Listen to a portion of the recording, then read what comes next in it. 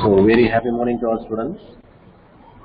Today, we are going to see the chapter 22, the Negotiable Instrument Act 1881. So, with that, first of all, we are going to see about what is meant by the Negotiable Instrument Act. So, the Negotiable Instrument அப்படின்னு சொல்றது வந்து மாற்றுமுறை ஆவணம் அப்படின்னு சொல்றோம். Negotiable instrument act 1881 அப்படின்றது மாற்றுமுறை ஆவணம் அப்படின்னு சொல்றோம். The word negotiable means transferable from one person to another in return for consideration. So இந்த மாற்றுமுறை ஆவணம் அப்படின்னு எதை நம்ம சொல்றோம் அப்படின்னா, ஒருத்தர் வந்து மறு பயனை பெற்றுக்கொண்டு, so return for consideration, மறு பயனை பெற்றுக்கொண்டு அந்த ஆவணத்தை மற்றொருவர் மீது மாற்றுவது அப்படின்றத நம்ம என்ன சொல்றோம் அப்படின்னா நெகோசியபிள் இன்ஸ்ட்ருமெண்ட் சொல்றோம். உதாரணத்துக்கு செக் இருக்கு அப்படின்னா, சோ செக்கு நம்ம பேர்ல இருக்கு, அதை வேறொரு நபருக்கு நம்ம மாற்றம் செய்யறோம் அப்படின்னா அதுதான் நெகோசியபிள் இன்ஸ்ட்ருமெண்ட் சொல்றோம். சோ அப்ப நம்மகிட்ட இருக்கக்கூடிய அந்த செக்கை வந்து வேறொரு நபருக்கு நம்ம மாற்றம் செய்யணும் அப்படின்னா, சோ எந்த விதமான பயனும் பெறாமல் நாம என்ன செய்ய முடியாது அப்படின்னா அதை மாற்றம் செய்ய முடியாது. அப்ப ஏதாவது ஒரு பயனை பெற்றுக்கொண்டு நம்மிடம் இருக்கக்கூடிய அந்த செக்கை வந்து வேறொரு நபருக்கு நாம மாற்றம் செய்யறோம். சோ அததான் என்ன சொல்றாங்க அப்படின்னா நெகோசியபிள் இன்ஸ்ட்ருமெண்ட் சொல்றாங்க. So the word instrument means a written document by which a right is created in favor of certain person. So ஆவணம் அப்படின்றத எதை சொல்றோம் அப்படின்னா இன்ஸ்ட்ருமெண்ட். சோ ஆவணம் அப்படின்ற சொல்லு வந்து பாத்தீங்க அப்படின்னா ஒரு எழுத்து வடிவிலான ஆவணத்தின் மூலம் ஒரு குறிப்பிட்ட நபருக்கு தன்னிடம் இருக்கக்கூடிய உரிமையை ஈட்டித் தரக்கூடிய செயல்தான் வந்து ஆவணம் அப்படின்னு சொல்றோம். Thus, a negotiable instrument is a document which entitles a person to a certain sum of money and which is transferable from one person to another by mere delivery or by endorsement and delivery. So, endorsement அப்படின்னா மாற்றி எழுதுதல் சொல்றோம். தன்னிடம் இருக்கக்கூடிய உரிமையை வேறொரு நபருக்கு மாற்றம் செய்து கொடுப்பதை தான் நம்ம என்ன சொல்றோம் அப்படின்னா மாற்று எழுதுதல் அப்படின்னு சொல்றோம். சோ அந்த மாற்றுமுறை ஆவணம் வந்து பாத்தீங்க அப்படின்னா ஒரு குறிப்பிட்ட நபருக்கு ஒரு குறிப்பிட்ட தொகையை உரிமை வழங்குவது மற்றும் மேலெழுதுதல் சொல்றது. என்டாஸ்மெண்ட்னா மேலெழுதுதல் அல்லது கையில் கொடுப்பதன் மூலம் ஒரு நபரிடம் இருக்கக்கூடிய உரிமையை மற்றொரு நபருக்கு அதன் உரிமையை மாற்றி தருவதற்கு ஏதுவான ஒரு ஆவணம் தான் இந்த நெகோசியபிள் இன்ஸ்ட்ருமெண்ட் அப்படின்னு சொல்றோம். The term delivery and endorsement has been explained subsequently in this chapter. The law relating to negotiable instruments is dealt in the Negotiable Instrument Act 1881. This act speaks about promissory note, bill of exchange and check. So இது வந்து பாத்தீங்க அப்படின்னா, so இந்த பாடத்துல பின்பகுதியில தெளிவாக விளக்கப்பட்டிருக்கிறது. So என்ன விளக்கப்பட்டிருக்கிறது அப்படின்னா, தன் கைவசம் ஒப்படைத்து அல்லது மேலெழுதுதல் என்ற சொற்றொடர் இப்பாடத்துல வந்து பின்னெழுதுதல், அதாவது என்டாஸ்மெண்ட்ன்றது பின்னாடி லாஸ்ட் இந்த லெசன் முடிகிற இடத்துல இருக்கு அப்படின்றத சொல்லியிருக்காங்க. சோ இந்த மாற்றுமுறை ஆவணம் தொடர்பான சட்ட நுணுக்கங்கள் மாற்றுமுறை ஆவண சட்டம் 1881 குறிப்பிடப்பட்டுள்ளது. அதே சமயத்துல இந்த சட்டத்தின் மூலம் ஒரு வாக்குறுதித்தாள், சோ ப்ராமிசரி நோட்னு சொல்றோம், வாக்குறுதித்தாள், தென் பில் ஆஃப் எக்ஸ்சேஞ்ச் மாற்றுச்சீட்டு அண்ட் செக் காசோலை, இவைகளை பற்றி சொல்வதாக இது இருக்கின்றது. அப்ப நெகோசியபிள் இன்ஸ்ட்ருமெண்ட் ஆக்ட்னா மெயினா வந்து இந்த மூணு மட்டும்தான். So promissory note, so bill of exchange, cheque. So promissory note அப்படின்றத பாத்தீங்க அப்படின்னா வாக்குறுதித்தாள்னு சொல்றோம். So promise to pay. So அதுதான் நம்ம என்ன சொல்றோம் அப்படின்னா ப்ராமிசரி நோட்னு சொல்றோம். ஸோ பில் ஆஃப் எக்ஸ்சேஞ்ச் அப்படின்றது மாற்றுச்சீட்டு. பில் ஆஃப் எக்ஸ்சேஞ்ச் அப்படின்றது மாற்றுச்சீட்டு. And cheques. So bill of எக்ஸ்சேஞ்சில் ரெண்டு இருக்கு, பில்ஸ் ரிசீவபிள் ஒன்று இருக்கு, பில்ஸ் பேயபிள் ஒன்று இருக்கு. அண்ட் செக் காசோலை, இவைகளை பற்றி தான் சொல்லக்கூடியதுதான் வந்து நெகோசியபிள் இன்ஸ்ட்ருமெண்ட் அப்படின்னு நாம சொல்றோம். So negotiable instrument meaning, characteristics, assumptions. So மாற்றுமுறை ஆவணத்தினுடைய பொருள், சிறப்பு இயல்புகள், அனுமானங்கள், இதை பத்தி நாம பார்க்க போறோம். Assumptions. So in the words of Justice K.C. Wills, a negotiable instrument is one, the property in which is acquired by anyone who takes it bona fide and for value, and withstanding any defect to title in the person from whom he took it. So K.C. Wills என்பவர் என்ன சொல்றார் அப்படின்னா, ஒருவர் வந்து நம்பிக்கையாக properties acquired by anyone take a bona fide value. So ஒருவர் நம்பிக்கையின் மற்றும் மறுபயன் கருதி தான் யாரிடமிருந்து பெற்றாரோ அவரினுடைய உரிமையை பழுது இருந்த போதிலும் எந்த முறை ஆவணத்திலாவது மீதான உரிமை பெறுகிறாரோ அந்த ஆவணமே மாற்றுமுறை ஆவணம் அப்படின்னு சொல்றாங்க. So a negotiable instrument is one, the property which is acquired by anyone. So யாரிடமிருந்து வாங்கப்படுகிறதோ, who takes it bona fide for value, so அதனுடைய மதிப்பு பெறப்படுகின்றதோ, and withstanding any defect to title. So அந்த மாற்றுமுறை ஆவணத்தின் மீதான குறைகள் ஏனும் முறையான ஆவணமாக இருந்தாலும் இல்லாவிட்டாலும் கூட, பழுது ஆவணமாக இருந்தாலும் கூட, defect of title in the person from whom he took it.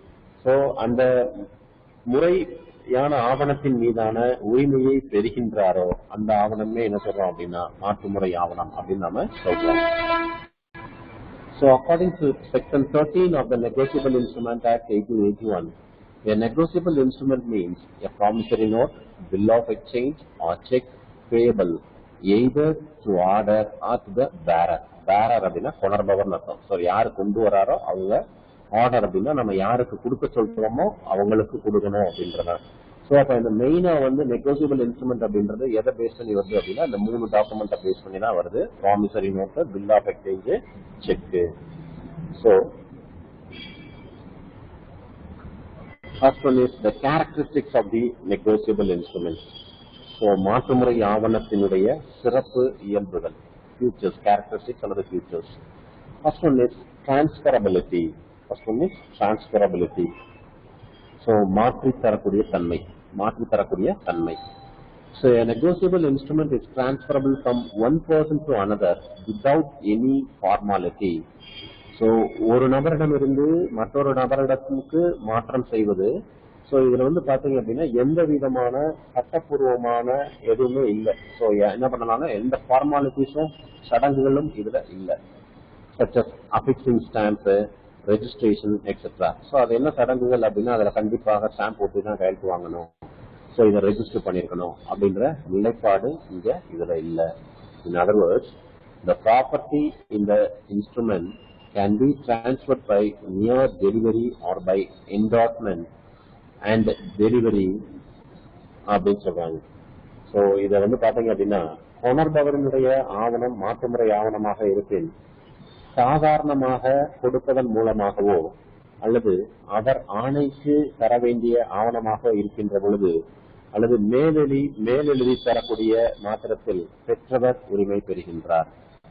The title of the holder free from all defects. உரிமையாளருடைய உரிமையானது பழுதற்றது. Title of the holder free from all defects. So உரிமையாளருடைய உரிமை பழுதற்றதாக இருக்கின்ற பொழுது, a person taking the instrument in good faith and not for value is known as a holder in due course. So இந்த மாற்றுமுறை ஆவணத்தை நம்பிக்கையில மறுபயன் பெற்றவர் மாற்றுமுறை ஆவணத்தின் மீது மிக சிறந்த உரிமையை பெறுகிறார்.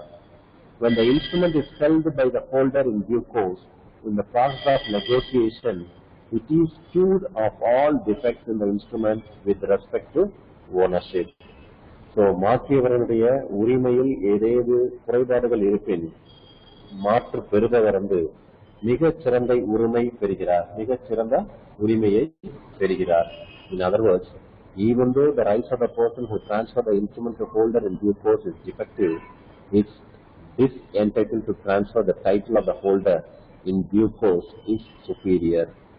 He or she need not return the bill to the owner. So அந்த சமயத்துல வந்து அந்த மாற்றெழுதுதல் ஆவணத்தை வந்து அவரிடம் திரும்ப செலுத்த வேண்டிய அவசியம் கிடையாது. So example, A sold certain goods to B.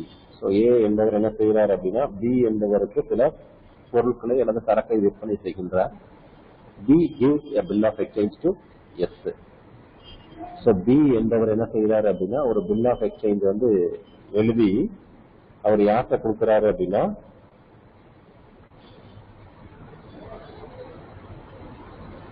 ஏட்ட வந்து கொடுக்கிறார் அல்ல கொடுக்கிறாரு. So B refused to pay the bill. So அப்ப B வந்து என்ன பண்றாரு, காலப்போக்கில் அந்த பணம் தரமாட்டேன் அப்படின்ற ஒரு மறுப்பை வெளியிடுகின்றார். The ground supplied are defective. So என்ன காரணத்தினால அவரு அந்த எழுதி கொடுத்த பில்லுக்கு கொடுக்கறன்னு பண்றாரு அப்படின்ற சமயத்துல பார்க்கின்ற பொழுது ஸோ என்ன சொல்றாங்க அப்படின்னா அவர் ஏ கொடுத்த பொருள் மீது குறைபாடுகள் இருக்கின்றது அப்படின்ற காரணத்தினால அவர் பணம் தருவதற்கு அது மறுப்பு தெரிவிக்கின்றார். Mean time A endorses the bill to C. So இந்த காலகட்டங்கள் இருக்கின்ற சமயத்துல ஏ என்ன பண்ணிடுறாரு அப்படின்னா அந்த பில் ஆஃப் எக்ஸ்சேஞ்ச என்டாஸ் பண்ணி சி என்பவருக்கு கொடுக்குறாரு. ஸோ மாற்ற என்டாஸ்மெண்ட் மூலமாக டிரான்ஸ்பர் பண்ணிடுறாரு. So in this case B defence is no value. So இந்த சமயத்துல பி தரப்புல இருக்கக்கூடிய கேட்டு பெறக்கூடிய உரிமை உள்ளவராக அவர் இருக்கின்றார். So C is the holder in due course. His title is not affected by certain defense like fraud or misrepresentation or any mistake. So இப்ப பில்லு யார் கையில இருக்கு, C கையில இருக்கு. ஸோ அப்ப C வந்து கவலைப்பட வேண்டிய அவசியம் இல்லை. ஸோ இந்த என்டாஸ்மெண்ட் வந்து தவறுதலாக இருக்கு, அவர் பணம் தர மறுக்கின்றார் அப்படின்ற நிலையில அவர் C வந்து இந்த என்டாஸ்மெண்ட்டை பத்தி கவலைப்பட வேண்டிய அவசியம் இல்லை அப்படின்றதான் இங்க சொல்லியிருக்காங்க. உரிமையாளருடைய உரிமை பழுதற்றதாக இருக்கின்ற பொழுது யார் கையில அந்த உரிமையானது இருக்கப்படுகின்றதோ அவர்கள் வந்து அதை பற்றி கவலைப்பட வேண்டிய அவசியம் இல்லை. Title is not affected by certain defence like fraud or misrepresentation or any mistake. Then third one, rights of the transferee to sue. So மாற்று பெற்றவரினுடைய வழக்காடும் உரிமை. மாற்று பெற்றவர் வழக்காடும் உரிமை.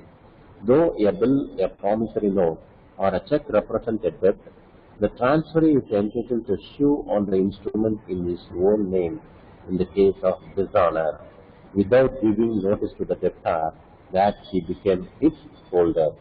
So இந்த மாற்றுமுறை ஆவணத்தை வந்து பாத்தீங்க அப்படின்னா மாற்ற பெற்றவர் வந்து மாற்றுமுறை ஆவணத்தில் இருக்கக்கூடிய பெயரில் வசூலிக்க வேண்டிய கடனை வசூலிக்க தனது சொந்த பெயரில் வழக்கு தொடுக்க உரிமை பெற்றவராக இருக்கின்றார்.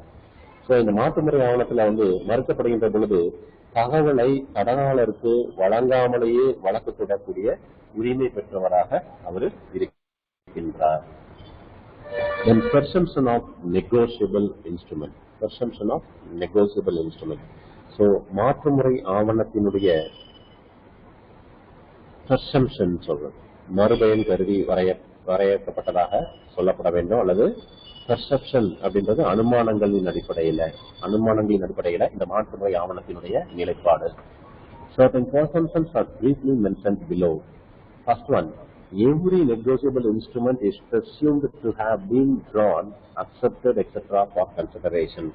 So ஒவ்வொரு மாற்றுமுறை ஆவணமும் மறுபயன் கருதி வரையப்பட்டதாக அது இருக்கப்பட வேண்டும். The second one, a negotiable instrument is presumed to have been accepted. அதே சமயத்துல ஒவ்வொரு மாற்றுமுறை ஆவணமும் அந்த அனுமானமும் ஒப்புக்கொள்வதாக கருதப்படுகின்றது. Every negotiable instrument bearing a date is presumed to have been made or drawn under such a date. So அதுல குறிப்பிட்ட நாளில் அது எழுதப்பட்டதாக அது இருக்கப்பட வேண்டும். It is presumed to have been accepted with a reasonable time after the date and before its maturity. So அது நியாயமான காலத்திற்கு முதிர்வுக்கு முன்பாக ஏற்கப்பட்டதாக இது கருதப்படுகின்றது. The transfer of negotiable instrument is presumed to have been made before maturity. So இது ஒரு மாற்று முறை ஆவணமாகவும் அதுல வந்து முதிர்வு தேதி. ஸோ முதிர்வு தேதி அப்படின்றது பிஃபோர் மெச்சூரிட்டி. ஸோ முதிர்வு தேதிக்கு முன்பே மாற்றப்பட்டதாக இது கொள்ளப்படுகின்றது. The endorsement appearing upon a negotiable instrument are presumed to have been made in order to which they appear thereon. So மாற்றுமுறை ஆவணம் வந்து பாத்தீங்க அப்படின்னா காணாமல் போனாலோ அல்லது முறைப்படி முத்திரை இடப்பட்டதாகவோ இது கருதப்படுகின்றது. When a negotiable instrument has been lodged, it is presumed to have been duly stamped. Then the holder of the negotiable instrument is to be presumed to be the holder in due course.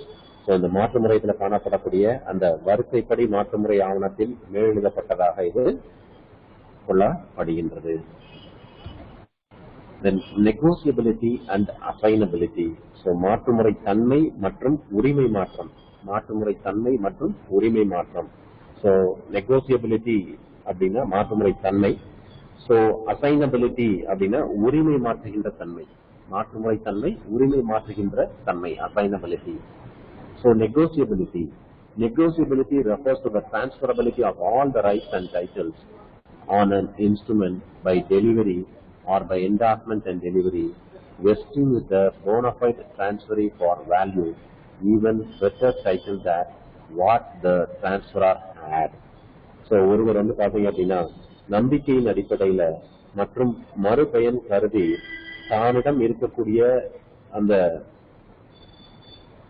Instrument வந்து யாரிடமாவது பெற்றாரோ அவர்களுடைய உரிமை பழுதாக இருந்த போதிலும் எந்த முறை ஆவணத்தின் மீதான உரிமையை பெறுகின்றாரோ அந்த ஆவணமே வந்து மாற்றுமுறை ஆவணமாக இதுல சொல்லப்படுகிறது. Short transferability of negotiable instrument is called negotiability.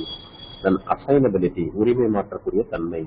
So assignability refers to the transferability of personal property and rights from one person to another as gift or sale or as security. So இந்த உரிமை மாற்றமானது பாத்தீங்க அப்படின்னா மாற்றுமுறை ஆவணங்களான காசோலை, மாற்றுச்சீட்டு, வாக்குறுதித்தாள் போன்ற பத்திரங்கள் அல்லாத அசையும் அசையா சொத்தினுடைய உரிமை மற்றும் உடைமைகளை உரிமையாளர் வாங்குனருக்கு மறுபயன் பெற்றுக்கொண்டு தானாகவே பிறருக்கு மாற்றி தரக்கூடிய செயலை தான் வந்து இதுல சொல்றாங்க. ஸோ அதுல வந்து கிஃப்டா இருக்கலாம் அல்லது விற்பனை மூலமாக இருக்கலாம். The transferee get the same as much title as the transferor has. In short, transferability of ownership of any goods other than negotiable instrument is called assignability. Transferability of ownership of any goods other than the negotiable instrument பதிலாக இருக்கின்ற பொழுது அதை நாம என்ன சொல்றோம் அப்படின்னா assignability அப்படின்னு சொல்றோம். So the differences between negotiability and assignability. So அந்த மாற்றுமுறை தன்மைக்கும் உரிமை மாற்றும் தன்மைக்கும் இடையே உள்ள வேறுபாடுகள் என்னென்ன? So first one is legal ownership. சட்டமுறை உரிமை மாற்றம் அப்படின்னு சொல்றோம். It passes to the transferee by mere endorsement in the case of bearer instrument. Bearer instrumentனா அது யாரு கொண்டு வராங்களோ அவங்க. And the endorsement and delivery in the case of order instrument. So இந்த ஆவணத்தை வந்து பாத்தீங்க அப்படின்னா பொறுத்தவரை உரிமையை மேலெழுதி தருவதன் மூலமாக அதனுடைய உரிமையை மேலெழுத என்டார்ஸ்மெண்ட் சொல்றது மேலெழுதி தருவதன் மூலமாகவோ அல்லது கொணர்பவர் பேரர் அந்த மாற்றுச்சீட்டை கொணர்பவர் பொறுத்தவரை வேறு ஒரு கையில் ஒப்படைப்பதன் மூலமாக இதனுடைய உரிமை மாற்றம் செய்யப்படுகிறது. ஸோ அது யார் கையில இருக்கோ he is the real owner of the negotiable instrument அப்படின்னு இதுல சொல்றாங்க. ஸோ அசைனபிலிட்டியில அந்த assignment can be made by observing certain formalities. For instance, an instrument is to be made in writing, duly stamped and signed by the transferor or his agent. So, உரிமை மற்றும் சட்டத்தின் கீழ் வரையறுக்கப்பட்ட சடங்கு முறைப்படி உரிமை மாற்றமானது செய்யப்பட வேண்டும். அதாவது பாத்தீங்க அப்படின்னா பதிவு செய்தல், முத்திரை ஊட்டுதல், இதெல்லாம் வந்து இந்த ஃபார்மாலிட்டிஸ் எல்லாமே வந்து அதுல இல்ல. ஸோ பதிவு செய்தல் கண்டிப்பா ரெஜிஸ்டர் பண்ணி ஆகணும், ஸ்டாம்ப் ஒட்டி ஆகணும், சாட்சி கையெழுத்து இடணும், எழுத்து வடிவாக இருத்தல் போன்ற சட்ட சடங்குகளை நிறைவேற்றி உரிமை மாற்றம் செய்யப்பட வேண்டும். ஸோ இதெல்லாம் வந்து நெகோசியபிள் இன்ஸ்ட்ருமெண்ட்ல தேவையில்லை. ஆனா இதுல வந்து அந்த ஃபார்மாலிட்டிஸ் எல்லாமே வந்து அசைனபிலிட்டியில உண்டு அப்படின்றத சொல்றாங்க. Observing certain formalities. அது என்ன ஃபார்மாலிட்டிஸ் அப்படின்னா ரெஜிஸ்ட்ரேஷன் பண்ணிருக்கணும், ஸ்டாம்ப் பேப்பர்ல தான் எழுதியிருக்கணும், அதை வந்து it should be witnessed by some person. இந்த எல்லாமே வந்து அதுல கண்டிப்பா அசைனபிலிட்டியில இருக்கணும். இதெல்லாம் வந்து நெகோசியபிலிட்டியில இருக்க வேண்டிய அவசியம் கிடையாது. Then second one is notice, அறிவிப்பு. Notice is not necessary for the holder of the negotiable instrument to claim the payment from the debtor. So இந்த மாற்றுமுறை ஆவணத்தை கொண்டிருக்கக்கூடிய நபர் வந்து கடனாளியிடமிருந்து பணத்தை செலுத்த கேட்க தேவையில்லை. ஸோ இதுல வந்து பாத்தீங்க அப்படின்னா in case of actionable claim, notice of the assignment by the transferee regarding the transfer of debt to the debtor is necessary. So இந்த உரிமை மாற்றத்துல உரிமை மாற்றம் பெற்றவர் வந்து பாத்தீங்க அப்படின்னா கடனாளியிடமிருந்து தன்னிடம் கடன் தொகையை செலுத்துவதற்கு அறிவிப்பு வெளியிட வேண்டும். ஸோ உதாரணமாக பாத்தீங்க அப்படின்னா ஒரு கடன் வாங்கிட்டு போயிருக்கிறாரு, ஒரு நபர் வங்கிக்கு உரிமை மாற்றம் செய்து தருவது தன்னிடம் முதிர்வு நாளில அந்த பணத்தை வங்கியில் கட்ட அறிவுறுத்த வேண்டும். ஸோ அந்த மெச்சூரிட்டி டேட் அன்னைக்கு வந்து நான் அந்த பணத்தை நான் செலுத்துறேன் அப்படின்ற அறிவிப்பு செலுத்திய பிறகே வந்து அந்த பணத்தை நாம செலுத்த வேண்டும் அப்படின்றதான் இதுல சொல்லியிருக்காங்க. Third one, nature of title, உரிமையினுடைய தன்மை. So holder of the negotiable instrument in due course gets a better title than even the transferor. It means that the transferee gets the instrument free from any defect existing in the title of the transferor or any prior party. So உரிமை மாற்றத்தை மறுபயன் கொடுத்து தன் நம்பிக்கையுடனான ஆவணம் ஒன்றை பெறுநரிடம் உரிமை அவரை தன்னிடம் மாற்றி கொடுப்பதன் மூலமாக உரிமையை விட சிறந்த உரிமையாக இது கருதப்படுகிறது. மாற்றியவர் உரிமையில குறைபாடுகள் இருப்பினால் முறையாக உடைமை உடையவர்கள் மிகச் சிறந்த பழுதற்ற உரிமையாக இது கருதப்படுகின்றது. The transferee title to the instrument is subject to the defect of the transferor title. In other words, defects in the title of the transferor pass on to the transferee too. So இந்த உரிமை மாற்றத்தை பொறுத்தவரை மாற்றுபவருக்கு எவ்வளவு உரிமை உள்ளதோ அதிக அளவு உரிமை மாற்றுவதற்கும் உள்ளது. அதாவது மாற்றனுடைய உரிமை குறைபாடு இருப்பின் மாற்று பெறுநருடைய அதே அளவு குறைபாடுகளை அல்லது பழுதுள்ள உரிமையை பெறுகின்றார். And consideration. So consideration அப்படின்னா மறுபயன். So consideration is presumed. So மாற்றுமுறை தன்மையில மறுபயன் இருப்பதாகவே கொள்ளப்படுகின்றது. The assignability-ல the assignee has to prove the consideration for the transfer. So உரிமை மாற்றம் பெற்றவர் மறுபயனை எவ்வாறு அந்த மறுபயனானது பெற்றணும் அப்படின்றத கண்டிப்பாக அவர் வந்து என்ன பண்ணணும் அப்படின்னா அதை ப்ரூவ் பண்ணணும் அப்படின்றதுதான் சொல்றாங்க. Next one is bill of exchange. So மாற்றுச்சீட்டு, செக், காசோலை, ஸோ ப்ராமிசரி நோட், ஒப்பிட்டு வாக்குறுதி தாள் சொல்றோம். So first one is a bill of exchange, மாற்றுச்சீட்டு definition. According to section 5 of the Negotiable Instrument Act, a bill of exchange is an instrument in writing containing an unconditional order signed by the maker directing a certain person to pay a certain sum of money only to or to the order of a certain person or to the bearer of the instrument. So இந்த மாற்றுமுறை ஆவண சட்டம் 1881 பிரிவில் 5 கீழே இந்த ஆவணத்தை கொண்டவருக்கே அல்லது அதில் குறிப்பிட்ட ஒருவருக்கே அல்லது அவரது ஆணைக்கு ஏற்ப ஒரு குறிப்பிட்ட தொகையை செலுத்துமாறு ஒரு குறிப்பிட்ட ஒருவரை ஆணையிடம் எழுத்தாளாகிய விடுபட்டவரால் கையொப்பமிடப்பட்ட நிபந்தனையற்ற ஒரு ஆணையாக அது சொல்லப்படுகின்றது. சிம்பிளா சொல்லணும் அப்படின்னா இது வந்து கண்டிப்பா எழுதி இருக்கணும், அது வந்து கண்டிஷன் இல்லாம இருக்கணும், இட் இஸ் அன்கண்டிஷனலா இருக்கணும். ஸோ அது சைன்டு பை த மேக்கர், அது யாரால் எழுதப்பட்டதோ அது அவரால் கையெழுத்திடப்பட வேண்டும். ஸோ டைரக்டிங் சர்டன் பர்சன், அந்த நபர்ல யாருக்கு கொடுக்க சொல்லப்பட்டிருக்கிறதோ அந்த நபரினுடைய பெயரை மென்ஷன் பண்ணிருக்கணும். To pay certain sum of money, so அந்த தொகையானது நிர்ணயம் செய்திருக்க வேண்டும். 10,000 10,000 சொல்லியிருக்கணும்.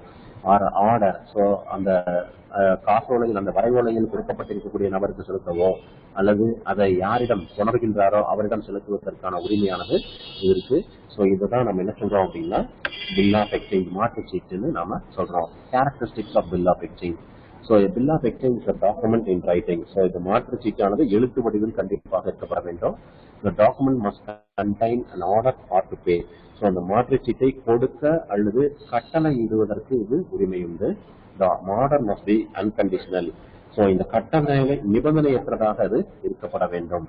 The instrument must be signed by the person who draws it. So இந்த மாற்றுச்சீட்டை விடுனர் அல்லது எழுதுபவர் கையொப்பம் என்று இடப்பட வேண்டும். The name of the person on whom the bill is drawn must be specified in the bill. So இந்த காலச்சீட்டு வந்து பாத்தீங்க அப்படின்னா யாருக்கு விடப்படுகின்றதோ அதை வந்து நாம அந்த பெயர் வந்து கண்டிப்பாக அதுல குறிப்பிடப்பட வேண்டும். இந்த drawer or drawee or payee must be certain. Drawer அப்படின்னா அந்த பில் ஆஃப் எக்ஸ்சேஞ்சை யார் எழுதுறாங்களோ அவங்களுக்கு பேரு டிராயர். ஸோ டிராயி அப்படின்னு பாத்தீங்கன்னா யாருக்கு அந்த பில் ஆஃப் எக்ஸ்சேஞ்ச் ஆனது எழுதப்படுகின்றதோ அவர் வந்து டிராயின்னு சொல்றோம். ஸோ பேயி அப்படின்றது அந்த பணமானது, அதில் குறிப்பிட்டிருக்கக்கூடிய பணமானது யாரிடம் செலுத்தப்படுகின்றதோ அவங்கள தான் நம்ம பேயின்னு சொல்றோம். ஸோ பெரும்பாலும் வந்து பாத்தீங்க அப்படின்னா இந்த டிராயும் பேயும் ஒரே நபராக இருப்பதற்கான வாய்ப்பு இருக்கு. எப்ப அப்படின்னா ஸோ அது மாற்று எழுதுதல் மூலமாக இல்லை என்றால், ஸோ மாற்று எழுதுதல் தன்மை கொண்டதாக இருக்கின்ற பொழுது ஸோ அந்த டிராயும் பேயும் வேற ஒரு நபராக இருப்பதற்கு வாய்ப்பு இருக்கு. A bill cannot be drawn on two or more drawees in the alternative because where liability lies, no ambiguity must lie. So இந்த மாற்று சீட்ல விடுக்கப்பட்ட கட்டளை பணம் கொடுப்பவருக்கு பணிக்கின்ற கட்டளையே இருக்க வேண்டும். அதாவது பணம் தவிர வேற ஏதாவது பொருளையோ கொடுக்க வேண்டும் அப்படிங்கிற கட்டளை வந்து அதுல கண்டிப்பாக இருக்க கூடாது. However, alternative ways are permitted in the law. The amount that is required to be paid must also be specified in the bill. So எவ்வளவு தொகை கொடுக்க வேண்டுமோ அது திட்டமிடப்பட்ட, அது தெளிவாக குறிப்பிடப்பட்டிருக்க வேண்டும். The bill may be payable on demand or after a specified period. So குறிப்பிட்ட தொகைக்கு வருவாய் அல்லது தடை ஒட்டிருக்க வேண்டும். It must be formalities regarding date, consideration, stamp paper எல்லாமே இருக்கணும். The payee bill may be payable on demand. So அந்த பில்லை வந்து எந்த தேதியில பணம் எடுத்துக்கணும் விருப்பப்படுறாரோ அந்த தேதியில வந்து அந்த பணத்திற்கு வந்து நாம செலுத்தப்பட வேண்டும். A bill of exchange can be made payable on demand to a person. It can be made payable after a specific period, but it cannot be payable to the bearer on demand. So இந்த மாற்றுச்சீட்டு வந்து பாத்தீங்க அப்படின்னா இதனுடைய மதிப்பை கேட்டவுடன் கொடுக்கக்கூடியதாக எழுத்து வடிவிலான ஆவணமாக இது சொல்லப்படுகின்றது. ஒரு குறிப்பிட்ட காலத்திற்கு பின் பல பணம் செலுத்துமாறும் வழக்கமாக எழுதப்பட்டிருக்கும். ஸோ அதை ஆனால் அந்த கேட்டவுடன் அதை கொண்டவருக்கு இதன் மதிப்பை செலுத்தும்படி எழுதக்கூடியதாக இது இருந்தால் அதை தான் நம்ம என்ன சொல்றோம் அப்படின்னா ஒரு மாற்றுமுறை ஆவணமாக சொல்லப்படுகின்றது. So we can see in the next class. Thank you.